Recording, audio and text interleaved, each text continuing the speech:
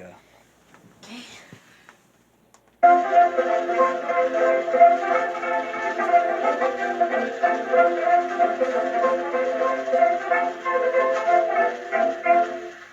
Come on, children.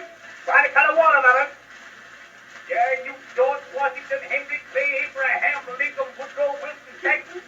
You them Thompson niggas, quit rolling them bones and come down and get your ice cream. Yes, ice cream. Cut up ass ice cream.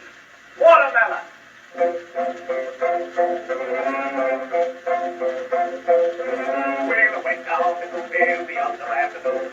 There was over yellow girl, her name was Cookie Lou. She was sitting on the rail when the eagle took the man. She watermelon on the fence to take the man. There's I'm a cookie here when they give you hot to eat. Okay.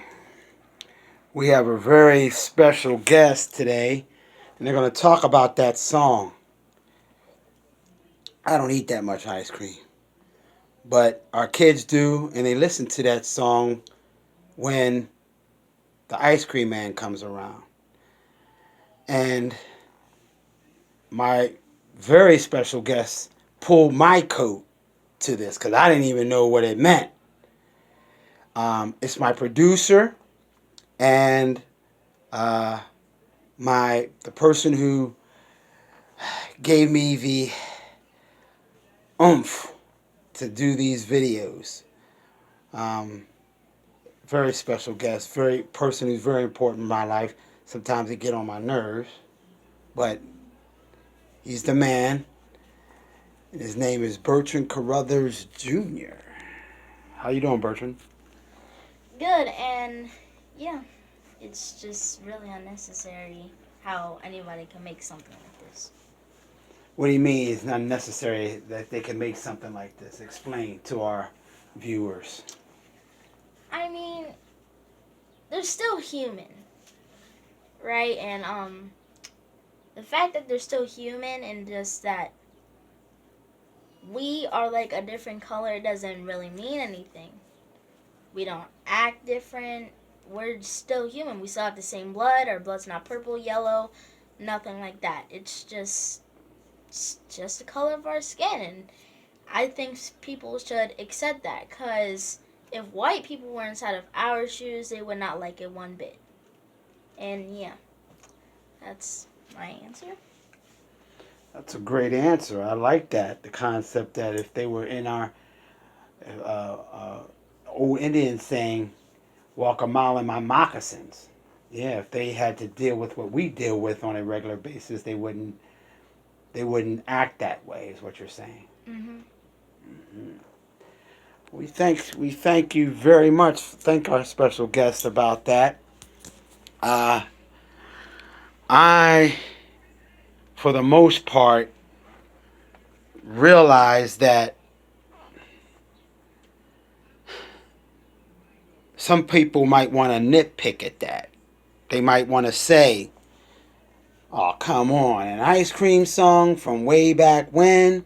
I mean, what does that have to do with protesters and people who are angry now? And By the way, they still play that today, so it's still, yeah, it's still racist because they still play the same song. It doesn't change. so it's relevant today, is what you're saying. Mhm. Yes. So that's the point I'm making. Okay, the fact that they're still playing this song uh, for the ice cream, and kids go running when they hear that song, and they don't really know its origins, its background, and it's sad because unless people, I mean, if you knew the origin of that song and you continue to play that song, knowing that origin of that song, what does that say about your mindset? What does that say about what kind of person you are?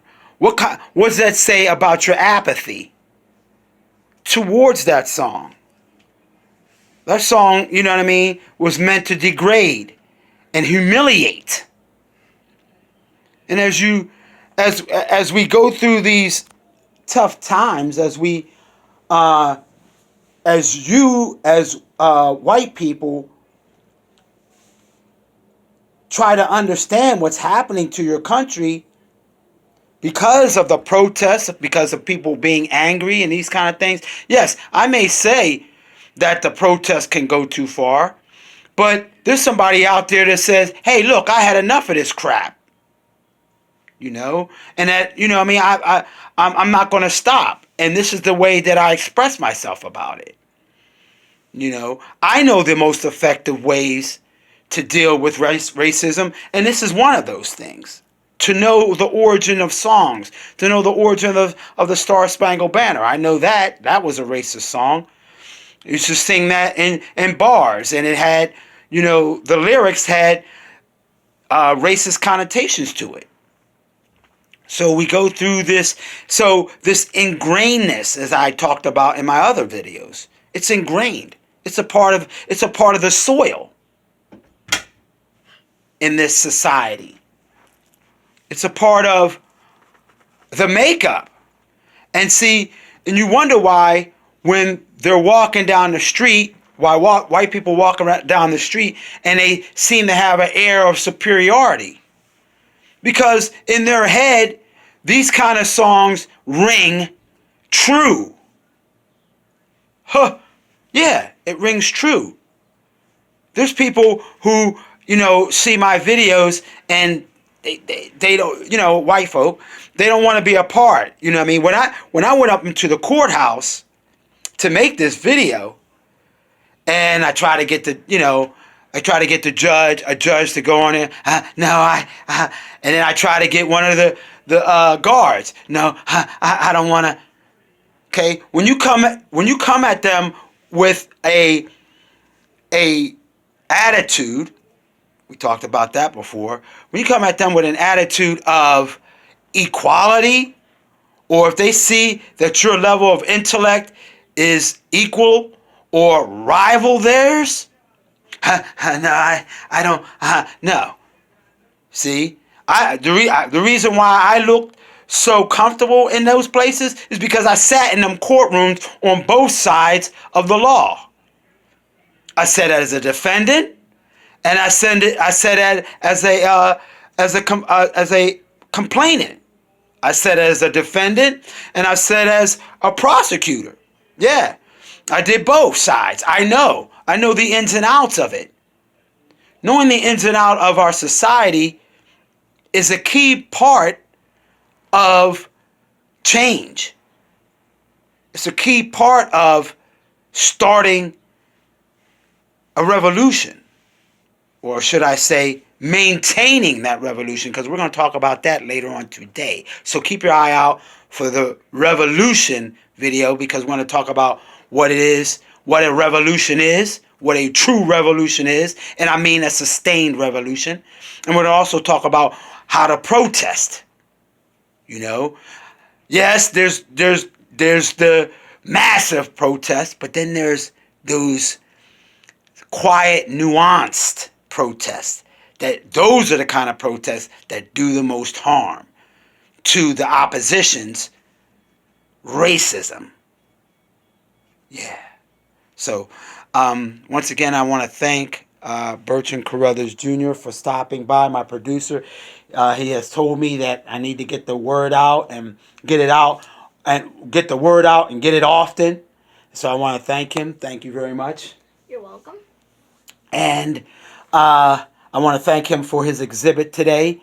And yeah, our next discussion will be about what that video means and how to change and how to maintain our revolution.